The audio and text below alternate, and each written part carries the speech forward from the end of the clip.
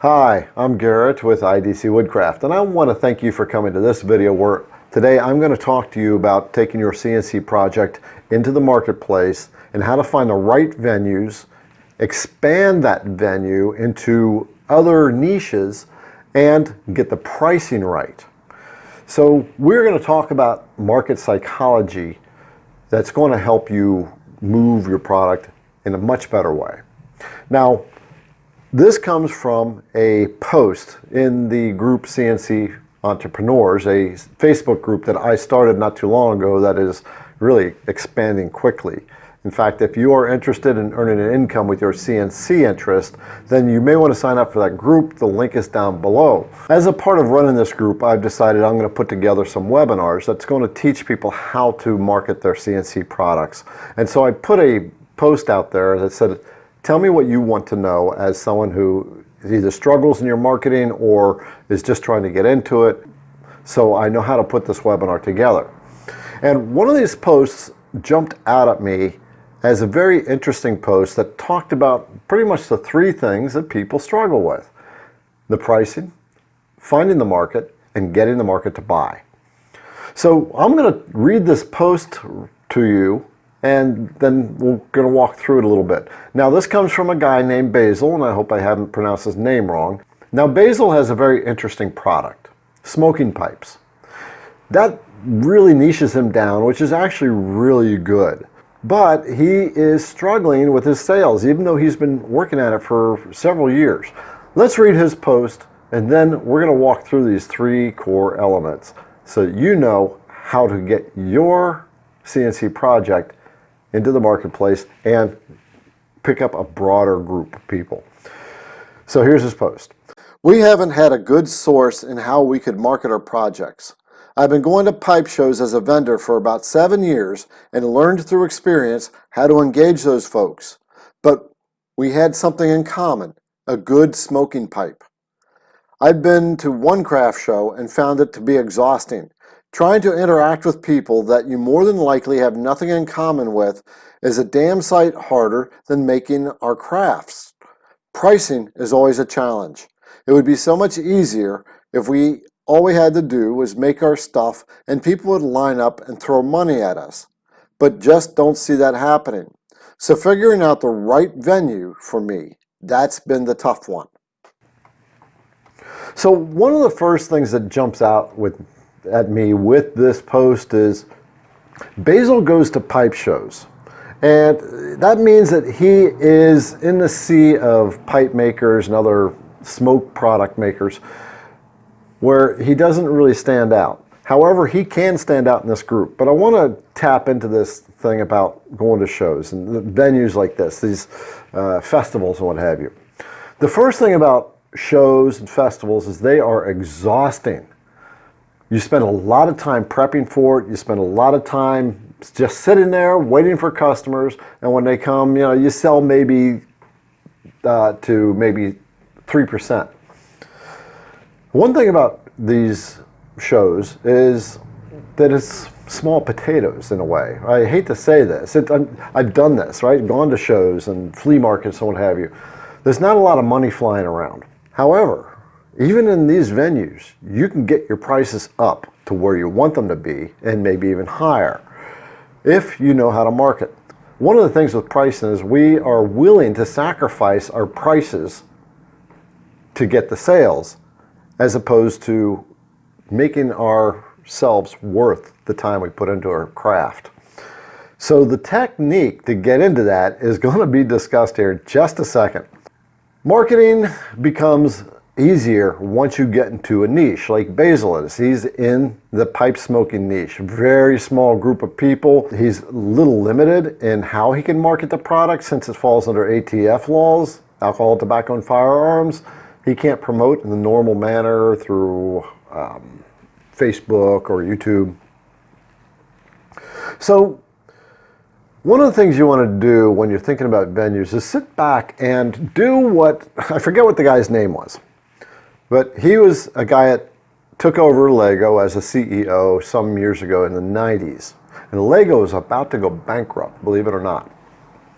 And he sat back and thought about Lego. And he redefined what Lego was. And by redefining it, he was able to reinvent what Lego does and what they produce. So Lego originally just presented itself as these building blocks, right? And you can make little houses and things like that. But what this guy did was say, what is Lego? Lego is a series of blocks that can be built into anything that anybody can imagine. And when he took off the tunnel vision that most of us get into, he was able to expand that out and tap into all kinds of things. And now Lego has so many niche products, this isn't funny. The little people that they have, now they're into cartoons and movies. And the thing with Basil, he sees smoking pipes, smoking shows, maybe pipe shops or something like that. But if Basil can step back, if you can step back from your product and say, what really is my product? If Basil were to step back and say, what is my product?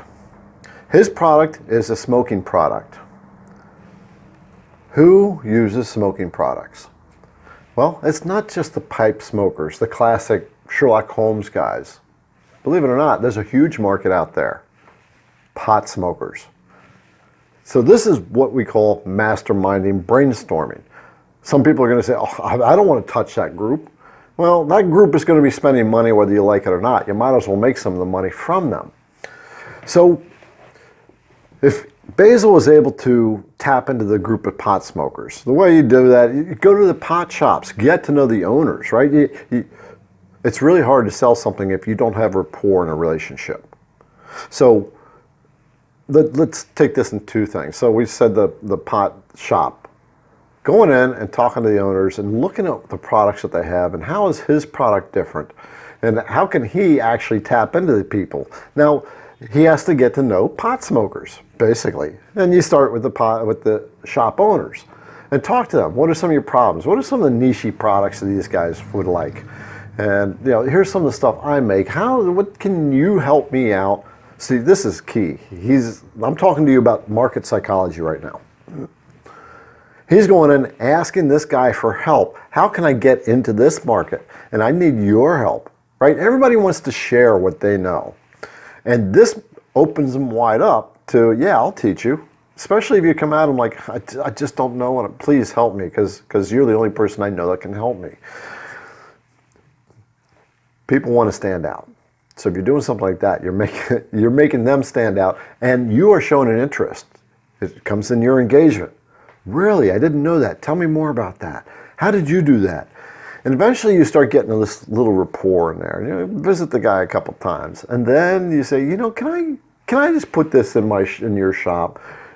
Maybe you make a custom thing for his shop, right? With a little label on it or something that's very unique to his shop, and he'll be more apt to promote it. At the same time, he's a businessman, right? He's working with you. You're getting this aspect of it. But the pot smokers, so Basil, don't just go to pipe shows, go to the pot shows and start talking to the pot smokers and get interested in them. This is not about having something in common. It's about having an interest in other people.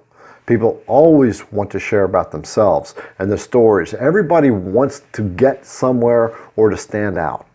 So if you can engage with them, and you do that by asking questions and showing interest, like, yeah, really? Wow. Yeah, I mean, tell me more. How does that work?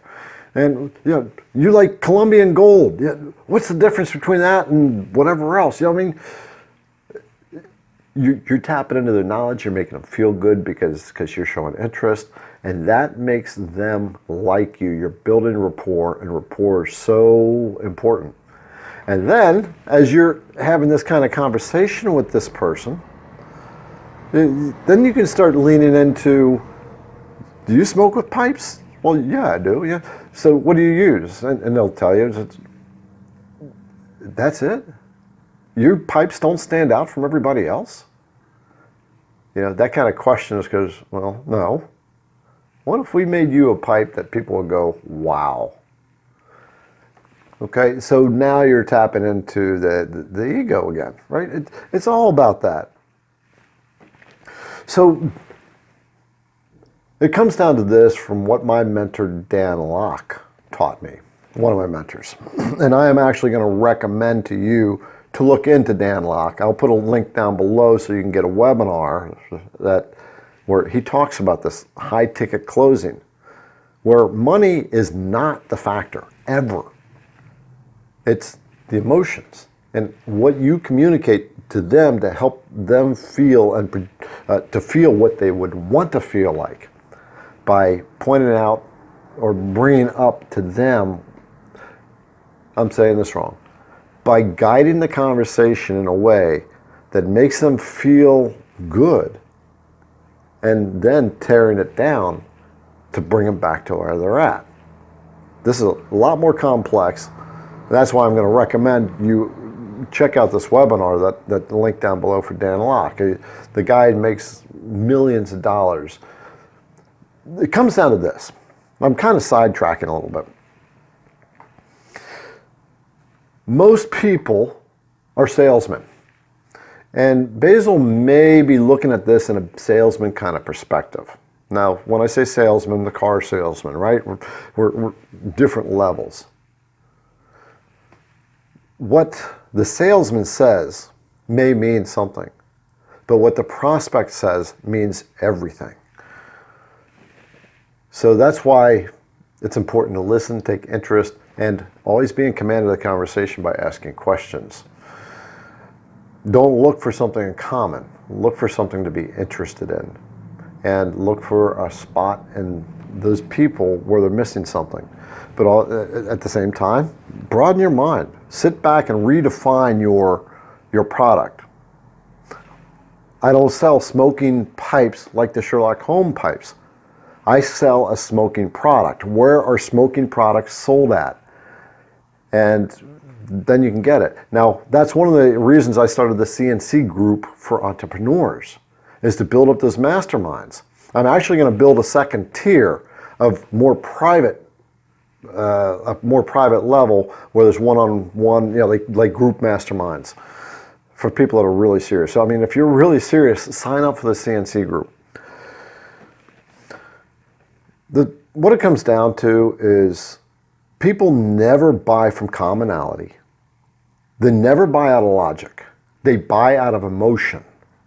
If you can tap into the emotion, then you're building rapport. If you can tap into a way that you become the trusted friend, and you can do this in a very short period of time by building that rapport, by asking questions, being receptive to their answers, showing interest. People by default, when you're doing that, gain trust in you. They don't even realize they're doing it. And then you're showing excitement with them. And then you're showing excitement with them in this future vision that you're guiding them to by asking questions. What would that look like, when you're doing that? And then you pull them back. It's marketing psychology. I learned all this from Dan Locke. I didn't know enough in marketing. There was something wrong with my stuff because I wasn't doing well. And I looked around. Who's got the right answers? And somehow I was just drawn to this guy. And I ended up taking his course, and it totally unraveled all these psychological, all these misunderstandings that I had. So I think I said it before. Down below is a link where you can get a free webinar. He will talk about high income closing. And it's the psychology in a high income closing. That's what he teaches. It's amazing stuff.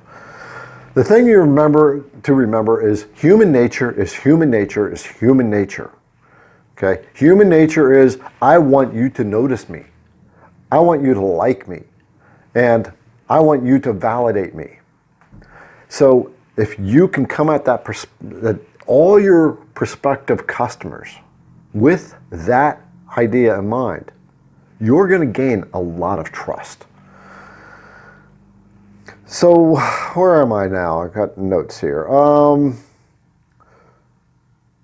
I think I said it. When you say something, it means something. But when they say something, it means everything.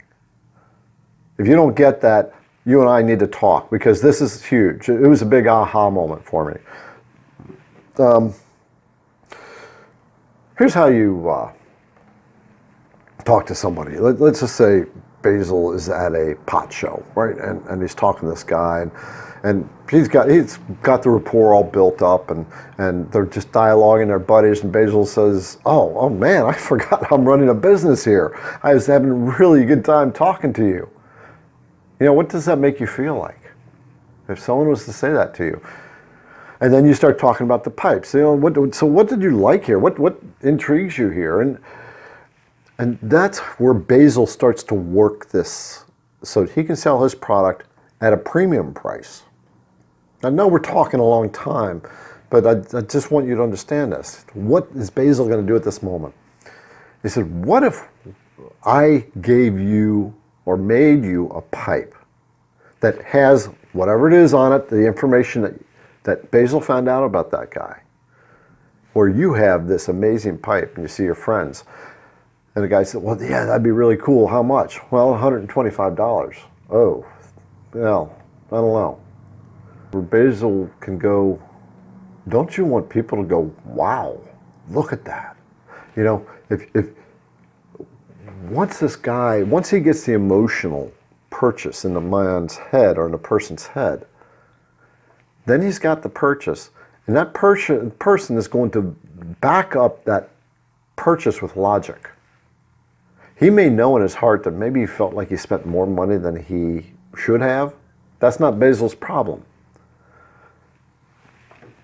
This guy is going to justify it. He's going to tell his friends, check this out. Look at my pipe. And this is the guy you can get it from. Basil has given him something else so that he knows that this guy is going to pass on this information.